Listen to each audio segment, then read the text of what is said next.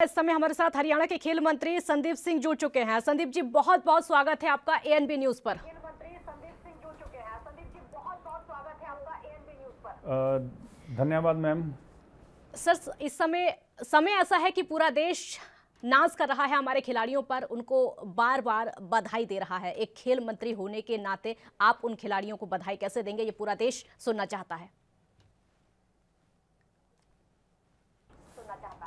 देखिए मैम, बधाई तो कल से ही शुरू हो रखी है। अगर हम गोल्ड मेडल की बात करें, सिल्वर मेडल की बात करें, तो रवि जी जो हमारे सिल्वर मेडलिस्ट हैं उनको भी बधाई जा चुकी है, उनसे बात हो चुकी है, उनका वेलकमिंग के लिए भी सारी चर्चा हो चुकी है। अगर हम बजरंग पुनिया की बात करें तो उनसे भी चर्चा हो चुकी है। हॉकी टीम की बात करें, उनसे भी चर्चा हो चुकी है हमारे हरियाणा से। अगर हम पूरे देश भर के जो मेडलिस्ट हैं तो मीडिया के माध्यम से, ट्विटर और फेसबुक और इंस्टाग्राम के माध्यम से भी उनसे बधाइयाँ उनको जा चुकी हैं, और उनसे यही उम्मीद है कि आने वाले समय में और मेडल जीतेंगे जो हमारे हरियाणा से, क्योंकि हरियाणा से मैं बिलोंग करता हूँ। मेरे लिए प्रायोरिटी जो पहले है वो तिरंगा है, देश है, लेकिन उसके बावजूद भी जो हमारी राज्य से बिलोंग करते हैं, जिन्होंने अपने राज्य इस हरियाणा राज्य में जन्म लिया, इस भूमि पर जन्म लिया है, उनको मैं स्वागत के लिए खुद दिल्ली जा रहा हूं। माननीय मुख्यमंत्री जी ने उनके लिए संदेश भी दिया है कि 13 तारीख को हम अपने राज्य में उनका स्वागत कर रहे हैं। उनका स्वागत के साथ उनको जो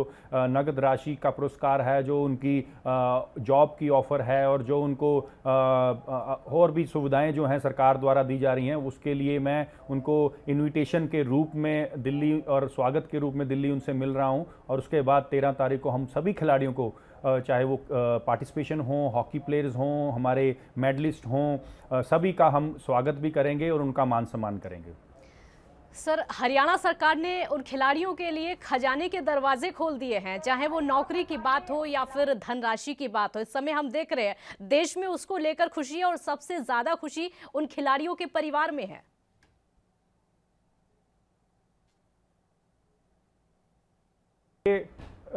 चाहे ओलंपियन बने, चाहे ओलंपिक्स में मेडल लेकर आएँ, चाहे ओलंपिक्स से फाइनलिस्ट में रहें, चाहे पोडियम फिनिश किया हो या पोडियम से जस्ट थोड़ा सा चूके हों, सभी खिलाड़ियों की जो मेहनत है वो रंग लाती है। मैं उनके परिवार वालों को, उनके परिजनों को, उनके जो चहेते हैं, उनके कोचिज़ हैं, क्योंकि सबसे बड़ा अहम भूमिका उनके परिवार और उनकी कोचिज़ का होता है, और उनके सपोर्टर्स का होता है, उनके वेल विशर्स का होता है। मैं उनका धन्यवाद करता हूँ, क्योंकि उनके कारण आज देश में 7 मेडल आए हैं। 7 मेडल का मतलब आप समझ सकते हैं कि हम हर ओलंपिक्स में एक स्टेप ऊपर बढ़ रहे हैं। इस बार हमारे 7 मेडल आना, और ऐसी मैं दो चीज़ें इसलिए कह रहा हूँ, ऐसी 2 चीज़ें, क्योंकि अगर हम बात करें मीराबाई चानू से, जिनका पहला मेडल आया था, तो कर्णन मल्लेश्वरी के बाद आज आया है। कर्णन मल्लेश्वरी के बाद फिर हमारे चाहे बॉक्सर हैं लोवेलिना, उनका मेडल आया है। अगर उसके बात करें पीवी सिंधु का लास्ट ओलंपिक्स में भी मेडल था। अब बात करते हैं रेसलिंग की। 2012 में जब रेसलिंग का मेडल सुशील कुमार और योगेश्वर दत्त ने लिया था, और इस बार हम रवि और बजरंग जी दोनों ने मेडल लिया है। और उसके बावजूद हमारे बात करें हॉकी टीम, 41 साल बाद हॉकी टीम ने पोडियम फिनिश किया है। महिलाओं ने सेमीफाइनल में पहली दफ़ा पहुंचे हैं, और इसके बाद एक और जो मैं कह सकता हूं कि लठ गाड़ दिया हमारे एक धावक ने, हमारे एक थ्रोअर ने, नीरज चोपड़ा ने, कि उन्होंने अपने तिरंगे का लठ जो है वो जैवलिन थ्रो में गाड़ कर टोक्यो में गोल्ड मेडल के रूप में बदला। इस समय हम देख रहे हैं कि हरियाणा के जो खिलाड़ी हैं, हालांकि पहले से ही हरियाणा की धरती को खिलाड़ियों की धरती कहा जाता है। पहले से ही कहा जाता है कि जो हरियाणा की धरती है वो खिलाड़ियों को जन्म देती है। हमारे हरियाणा के खिलाड़ियों ने देश का परचम लहराया है, देश का नाम रोशन किया है। खिलाड़ी वहां से आएंगे, जाहिर सी बात है इस बार 7 मेडल हैं, अगली बार 7 से ज्यादा की उम्मीद की जाएगी। एक खेल मंत्री होने के नाते आपकी प्राथमिकता क्या होगी भविष्य के खिलाड़ियों के लिए, जो कि आगे खिलाड़ी बनना चाहते हैं?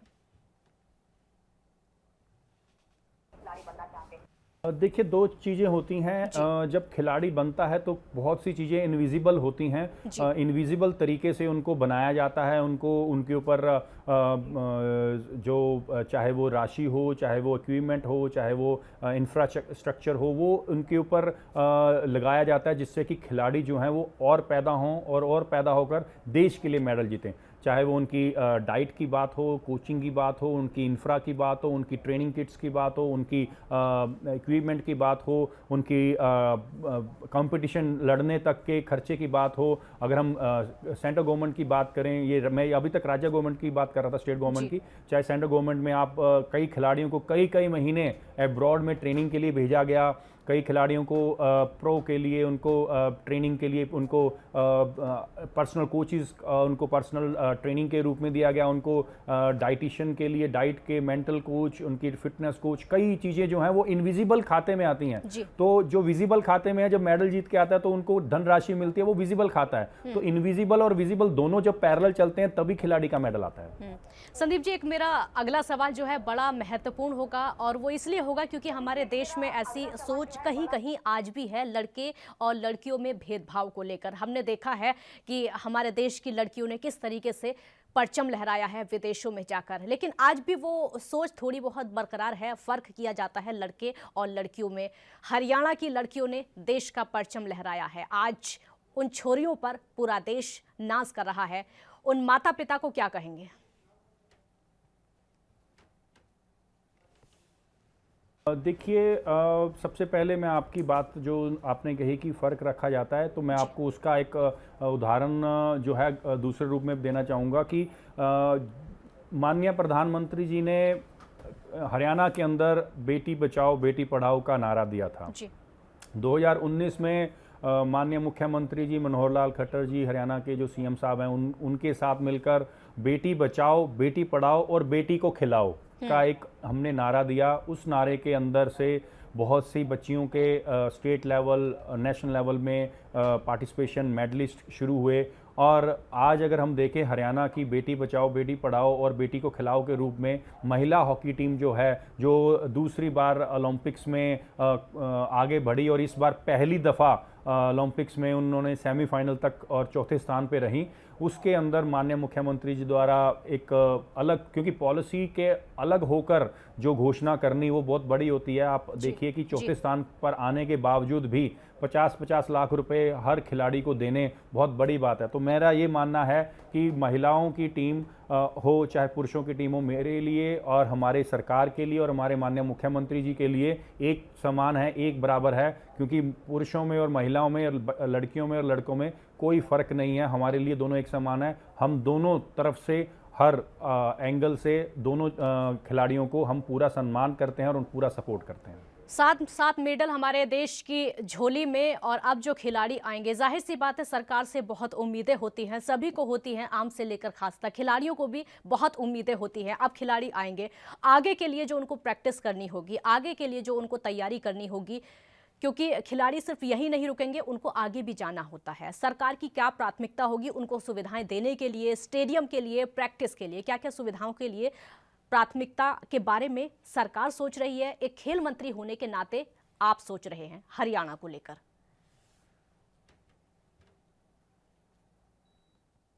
प्राथमिकता हमारी यही है कि हम जो खिलाड़ी हैं उनको मैक्सिमम टू मैक्सिमम चीज़ें यूटिलाइज़ करवाएं, उनको ग्रास रूट के ऊपर सुविधा दें, और हमारा प्रोग्राम जो चल रहा है नर्सरीज़ का, उसके अंदर खिलाड़ियों को और योजना बना के दें जिससे खिलाड़ी और पैदा हों। और ये हमारा ऑलरेडी चल रहा है, 800 से ज़्यादा हमने नर्सरीज़ इस बार लेके आनी है। ऑलरेडी नर्सरीज़ हमारी चल भी रही हैं। साथ ही में खिलाड़ियों के इक्विपमेंट को लेकर, रिहैब सेंटर को लेकर, ट्रेनिंग सेंटर्स को लेकर, डाइटिशियन कोच को लेकर, हमारे मेंटल कोच को लेकर, नए कोचों की भर्ती को लेकर, सब चीज़ें जो हैं वो ऑलरेडी कुछ ही समय में और नए रूप में हम हरियाणा में लेकर आ रहे हैं। और ये खिलाड़ियों के लिए और खिलाड़ियों की सुविधाओं के लिए मुझे लगता है कि हरियाणा सरकार जो है पूरे देश भर की तरफ से पहल करेगी। बिल्कुल, हम देख भी रहे हैं क्योंकि हरियाणा सरकार ने खजाने के दरवाजे भी पूरी तरीके से खोल दिए हैं, और प्रधानमंत्री उधर से कह भी रहे हैं कि 15 अगस्त को वो सारे खिलाड़ियों से मिलेंगे, मुलाकात करेंगे, और ये पहला समय होगा जब खिलाड़ियों से प्रधानमंत्री खुद मुलाकात करेंगे। बहुत बड़ा दिन ये उन खिलाड़ियों के लिए भी होगा, और ये उन परिवारों के लिए भी होगा जिन्होंने अपने बच्चों को विदेशों में खेलने के लिए भेजा है। इस पर आपका रिएक्शन? देखिए, माननीय प्रधानमंत्री जी ने चाहे पहले भी कॉमनवेल्थ गेम्स हों या एशियन गेम्स हों, उनके मेडलिस्ट को, उनके जो जब खिलाड़ी खेलने जाता है, इस बार ओलंपिक्स के मेडलिस्ट और जो वापस आ रहे हैं उनसे भी मिलने की प्रक्रिया बरकरार रखी है। ये मैं कहूँगा कि प्रधानमंत्री जी का बड़प्पन है कि वो मेडलिस्ट को जब भी मेडल आता है और जब भी एक अच्छा परफॉर्म करती है टीम, तो उनको वो खुद टोक्यो के अंदर खुद बात करके, अब कई वीडियोस जो देख रहे हैं माननीय प्रधानमंत्री जी खुद बात कर रहे हैं, तो ये बहुत बड़ी बात है, एक बूस्ट मिलता है खिलाड़ी को। तो मैं उनका धन्यवाद करता हूं बीइंग ए स्पोर्ट्स पर्सन की ऐसे वो बूस्ट कर रहे हैं खिलाड़ी को, जिससे कि और भी जो खिलाड़ी हैं वो प्रेरित होते हैं कि वो आगे बढ़ें और देश के लिए मेडल लेकर आएँ। एक और मेरा महत्वपूर्ण सवाल आपसे होगा, जब खिलाड़ी जा रहे थे ओलंपिक के लिए, तो क्या आपकी किसी से बात हो पाई थी? क्या आपकी किसी से मुलाकात हो पाई थी? अगर हुई थी तो उनके रिएक्शन क्या थे? बातचीत क्या हो पाई थी?